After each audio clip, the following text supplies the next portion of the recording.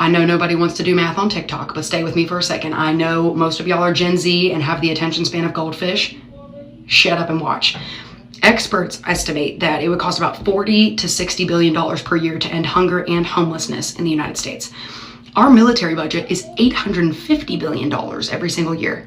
So do the math. 850 billion divided by 60 billion is about 14 times. 850 billion divided by 40 billion is about 21 times. So that means that the money we spend on military every year could fund programs to end hunger and homelessness in America roughly 14 to 21 times over.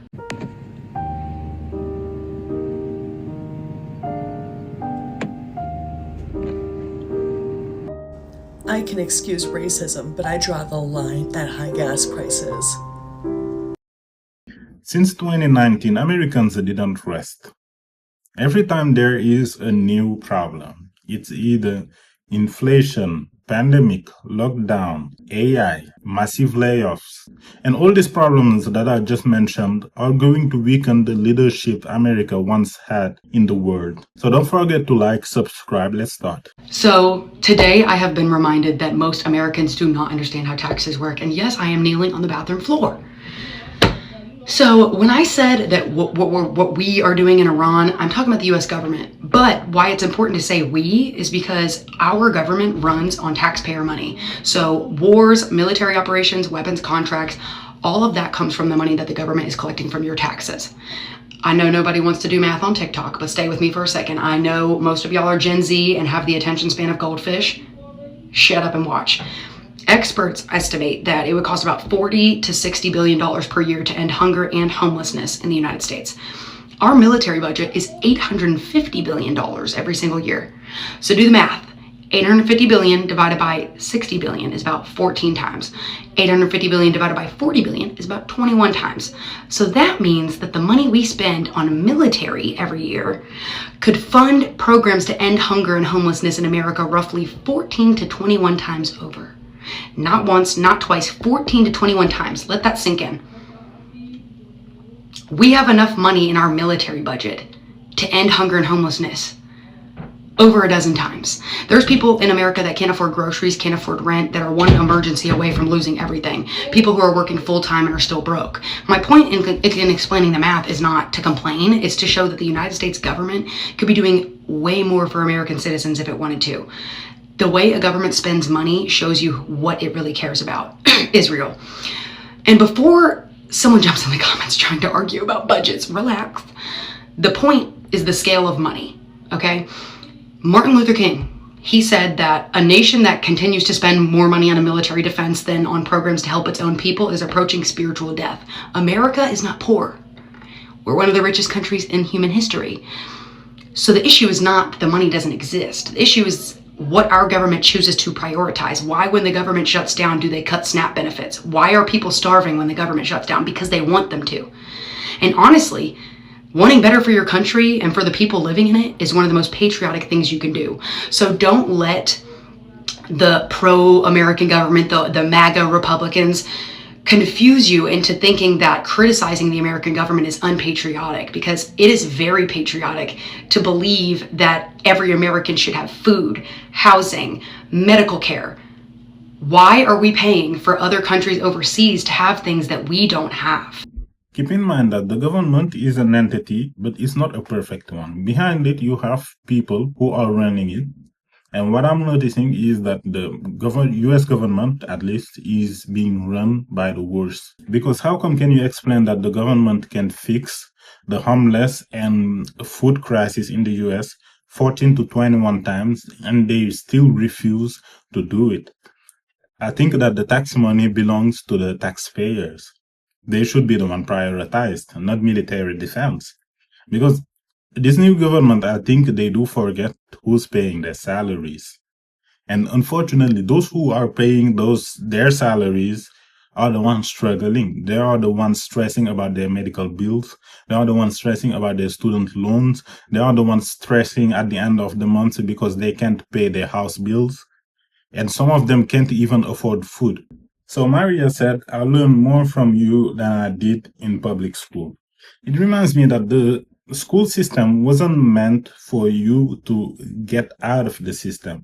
It is meant for you to work in the system, but head down without asking question, thinking that the system will always protect you. The system wants the best for you. And it's not the case. I remember Rockefeller, who played a huge role into building the actual school system, said one day, I want to create a nation of followers, not a nation of thinkers. Because what happened is when people start thinking, they start questioning the legitimacy of the system, and they start seeing the flaws of that broken system. This is my personal opinion, but I do think that the school system is being dumbed down. For example, I see interviews of Americans trying to answer, for example, let's say, tell me 3 countries that are in Africa, and they can't even answer it. Tell me 3 countries that are in Asia. They can't answer it. Tell me how many states are in the US. Or sometimes they ask them what language do they speak in a certain state that is in the United States. For example, let's say what the people from Missouri speak. And they, American people who were born and raised in the US and who were educated, quote unquote educated, can't even answer those basic questions. That's why I think that it's time to question the school system. For example, all the mathematic formulas that I've learned in school, right now, I'm not using them. Since school, it has never been useful into my daily life. I wish I learned about tax write-offs. So someone said, one question though, if you guys, parentheses, I don't live in America, are against all the conflict, but it's your taxpayers' money funding it, then what can you really do? I don't know if you saw what happened in Nepal, but the Gen Z took the power from their leaders because they saw that the leaders cared more about their personal interests than the interests of the country. So the young Nepalis decided to dethrone them, then organize their own election through Discord, and now they're happy. In case you don't realize just how bad the economy is, no one is buying anything anymore. Oh wait, sorry, not no one. Actually, half of all consumer spending for the first time in history is just the top 10% of American households. You know what that means? Our economy is literally held up by wealthy people because they are the only people who can afford to buy.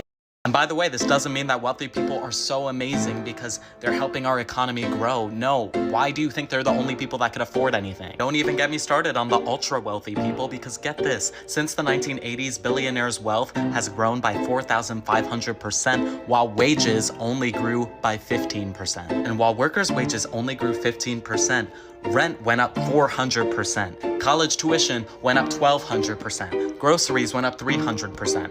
So who's benefiting here? And here's a hint, it's probably not you. It's probably not your family, it's probably not your friends. So why are you defending them so hard? Oh, I think I'll be a billionaire one day, is what you say to yourself. Get the fuck over yourself. So in the comments, someone said 6 figures used to be the goal. Now 6 figures is the standard you need to leave. So what happened is inflation went so bad that if you want to be a part of the middle class, not upper middle class, but middle class, you need to earn at least around $160,000 a year. So even if you have 6 figures, early 6 figures, it won't be enough. You need to add an extra 60K in order to be considered as a middle class. Now the question is, how many people do you know earning 160K a year? Someone else said, life when it's my turn to be an adult. She's probably a Gen Z because Gen Z, they've seen it all. I know that millennials also, they struggle because they were here during the 2008 crisis, which was also bad. But I think this one is even worse. And someone said, quote unquote, why isn't anyone having babies? We want more babies. Yeah, I hear rich people like Elon Musk asking people to make more babies. Or even his mom was saying all the benefits of having a baby. But why would you listen to those people who are completely disconnected from real life? Because they've been rich their whole life, whether you want it or not. Elon Musk comes from an extremely wealthy family. Someone else said, the more money you make, the more you should be taxed. That's how it should work, but the problem is the candidates you're voting for is the rich people that are choosing them.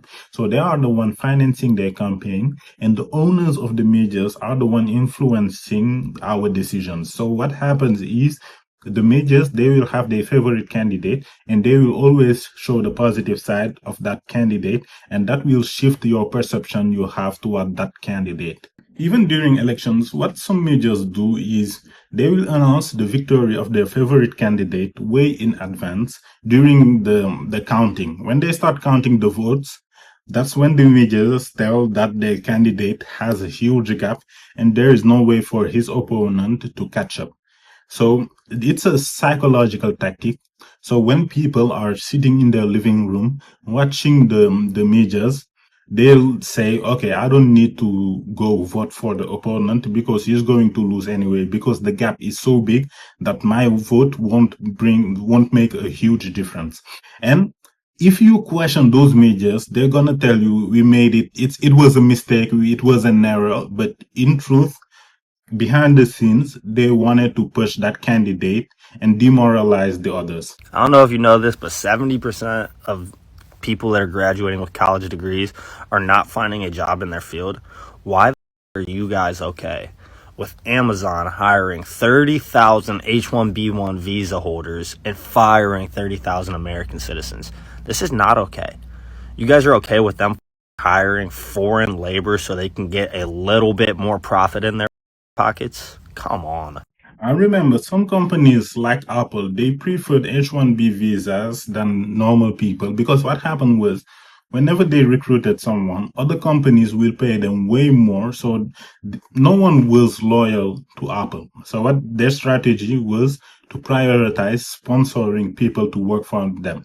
So when you are sponsored by a company, you have a close to work visa, so you are not allowed to work for another company. The only time you allowed to is if you are harassed and you can prove it, and that is going to be such a hassle.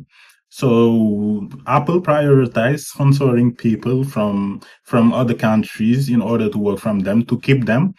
But that sometimes can be a bad practice, because people who were born and raised in the US are the one that should be prioritized. But also you have international students who studied in the US. They spent a lot of money in education. And also those people, they deserve to be sponsored. But the job market is so competitive right now that I think that they should prioritize the people that are already in the country before deciding to import someone, especially if that person didn't study in the US. And I remember Apple got fined $2 million for that. And they're probably still doing it, because the amount of money they're saving is way more than the amount of money they had to pay. So someone said, probably because they didn't use ChatGPT, while 90% of American college students and high school students do. And the creator answered, I will 100% agree with you on this one, but for our country's sake, we need money staying here. So when it comes to the comment of the creator, I disagree, because the people who are sponsored and working in the US, they pay their taxes. So a huge chunk of their salary goes to the taxes, and they live in the US. So it means they spend in the businesses that are in the US. So they're feeding the economy of the US. It's not like they're staying from their country and they're working from there and they're keeping that money in their country. It doesn't work like that when it comes to visa sponsorship. You have Zoids who said, foreign labor is genuinely a drop in the bucket to the average American compared to the affordability crisis, wealth gap, and the general problem with the structure of the country. Yeah, the US has so many problems. And I remembered, like, in the early 2000s, it was like the US was the dream country of everyone. I don't know if it was the Hollywood propaganda or if the early 2000s was just too good. But when I look at the prices, it seems that the early 2000s in the US was pretty nice, because life was affordable, and the fact that people were less on social media allowed them to be more happy, So someone else said, why are we paying tens of thousands for degrees we don't use? Yeah, at this point, I wonder. I mean, if you study things like in healthcare majors, then that's a good investment. But if you spend this amount of money for, let's say, an art degree, you better be well connected, because right now the job market is so hard that usually The people who win are the people who have a highly demanded technical skill. It used to be software engineering, but once everyone knew software engineering was the deal, everyone went there and it became saturated. But computer science is not limited on software engineering. You have other majors like data scientist, you have data analyst, you have IT business analyst. So you have so many other majors that allows you to stand out from other people. I never realized how cooked our country was until I started posting on Facebook Marketplace. I mean, some of the people I talk to is just stupid as I'll post an apartment I have for rent. I'll list the price. I'll list the location. It's close to the ocean. I'll list, all of the things that are required to rent the apartment. And all of the message I get is, how much is it? Is it close to the ocean? What do you need from me to rent this? I was talking to this lady and I sent her a list, a bullet-pointed list of everything I needed from her for an application. And her response was, what do you need from me? Are you serious? I could post this green beetle on there, take a bunch of pictures, list the miles, and the first questions I get are, what color is it? These people vote. These are the people that are voting. And a lot of their votes control the outcome that you live on a day-to-day basis. So if you ever wanted to know the state of our country, post on Yeah, Facebook Marketplace isn't for the weak. I remember whenever I post an ad, people always ask me the price, even though I put the price on it. I don't know if they try to lowball me. I don't know if they try to waste my time.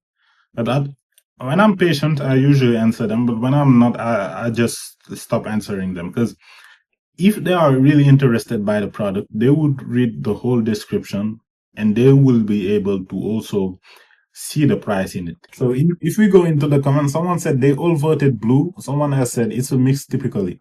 This is what I don't agree with. Your vote doesn't always tell the type of person you are, because the politicians are extremely good at lying. They will give you the promises. They will tell you everything you want to hear. And once they become president, they do the complete opposite. Their action says otherwise. So they're not dumb people, the politicians. They know exactly what people want. They know exactly what people need. And they will say it out loud during the campaign. And once they become president, they completely shift. Someone else said, I've been spending hours a day lowballing people just for fun. Man, people get so mad. This guy better find a job, because he's wasting his time. He's wasting people's time.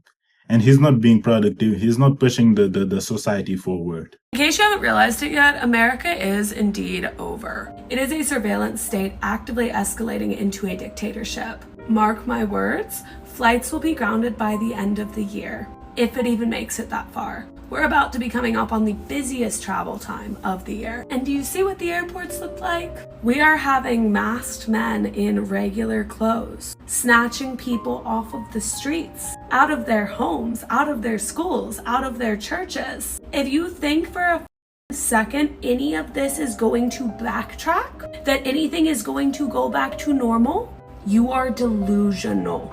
Okay, I have seen this coming for years. I have never put a timeline on anything before, but I guarantee you by the end of 2025, America will be cut off from the rest of the world. If I'm wrong, sue me. I don't care. If I help anyone get out in time, it's worth it. I have predicted this for years. I've predicted that this was coming. I have said that this was coming. People have called me crazy, and I don't give a anymore, because everything I said was going to happen has happened, is happening, will happen. If you are an activist, if you are a member of a marginalized community, if you are vocal whatsoever about what is going on or have been in the past, get the out while you still can. Trump is actively invading Venezuela and is about to invade Mexico. He wants America cut off from the rest of the world. Sell what you can and go figure it out. If you have the urge to leave, listen to it. It is your intuition screaming at you. begging you to understand the gravity of what is coming. The predictions were pretty close, but he didn't invade Mexico because what happened is Mexico, the president supports Trump. So she will do whatever Trump says tell her to do. And that's why there is no need to invade Mexico. But if the president was against Trump, he'd invade the country and replace the president because that's what he wants to do with Iran right now. So if we go into the comments, someone said the privileged are escaping. The people affected are imprisoned, and the created and said anyone can get out. I stand by that. People left Germany with just clothes on their backs. It's not easy, but it is possible. Someone else said, I fear the people who are like, quote unquote, I can't afford to leave, or like, quote, but college are failing to understand that being a refugee often means sacrificing everything for your literal survival. So yeah, the US is in a tough position, and I've made a video tackling the subjects in detail, like the student loans, the expensive medical bills, the car loans, the house mortgages scams. If you go into my channel, you'll see them. Don't forget to take care of yourself out there. If you appreciated the video, don't forget to drop a like and subscribe too. Comment, let me know your situation. Are you all right? How you feel about the US right now? And take care. Ciao.